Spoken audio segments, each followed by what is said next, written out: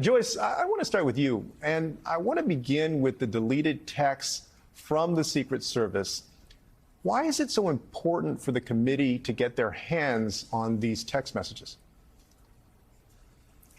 Well, it's unusual for Secret Service agents to resort to text messaging or email to contact each other. Inherently, that's a somewhat unsecure, hackable sort of communication, and so their policy, but also their practice, is to avoid it. That would mean any messages that were sent during the 5th and the 6th would be of extreme interest to the committee. It might signify that there was some sort of emergency, something that caused people to resort to this unusual means of communication. Look, this is just an exercise of due diligence to make sure you've got access to everything in light of the allegations that have been raised by Cassidy Hutchinson and others about conduct that occurred in the presence of Secret Service agents. And Eugene, during Thursday's primetime hearing that's coming up, the committee is going to lay out Trump's lack of action during the riot, this 187 minutes, it says, of inaction. I want you to take a listen to what committee member Elaine Luria said this morning on CNN. It's pretty simple. He was doing nothing to actually stop the riot. We'll go through pretty much minute by minute during that time frame from the time he left the stage at the Ellipse, came back to the White House, and really sat in the White House, in the dining room, with his advisors, urging him continuously to take action. He's the commander-in-chief. He's the only person in the Constitution whose duty is explicitly laid out to ensure that the laws are faithfully executed.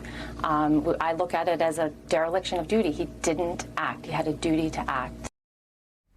How will the committee work to fill in the blanks of those 187 minutes of inaction while the Capitol was under attack? Yeah, the thing is, for those of us who've been paying so much attention and been reading book after book that's come out about the Trump presidency, you kind of have a picture of what he was doing that day, how many people were coming to him. And you talked to, when we saw Cassidy Hutchinson talk a couple of weeks ago in front of the committee, she talked about how Pat Cipollone, the general counsel, and Mark Meadows went to Mark Meadows to say, we have to get him to do something. And Mark Meadows saying, Pat, he doesn't want to.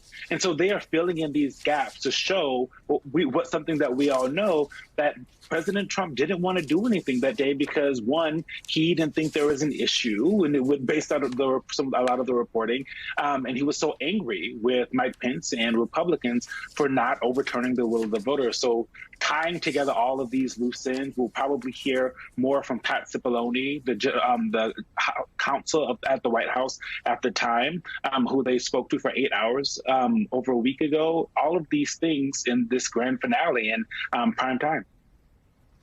And Juanita, Ann Applebaum writes in The Atlantic, quote, "These hearings are being run much like a Netflix series. They have a plot. It has twists and surprises. Each set of hearings is short, offering the story in bite-sized chunks that people can absorb and then discuss before moving on.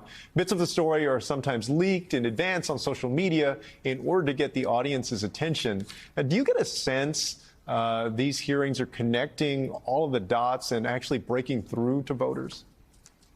I think there absolutely are, and I couldn't agree with Ann more. And I wrote a similar piece in The Griot talking about how they needed to bring Real Housewives level of drama to this, and they have not disappointed. They're piecing it together in a digestible, accessible way, and recognize when these primetime hearings are happening, right? You had the first hearing where they made a full blanket explanation of everything that went down. And now you have this hearing where they're going minute by minute, talking through what Trump did. And I appreciate Elaine Luria's interview for saying that Trump didn't do anything. But one thing he did do is tweeted and put a target on Mike Pence, who we know was in the Capitol building, who we know Secret Service had to usher into safety. And so I think that a lot of threads are going to be pulled out in a accessible and attractive way that I think is going to keep the audience's attention. And so any networks who are planning on not airing the primetime hearing are still going to be having their audiences reach through social media, through any other non-traditional political platforms that we know are picking up the big details of these hearings that can't be ignored. So Democrats have just under 3 months until the midterms. How do they take all of this and actually run with it and make it resonate with the American people?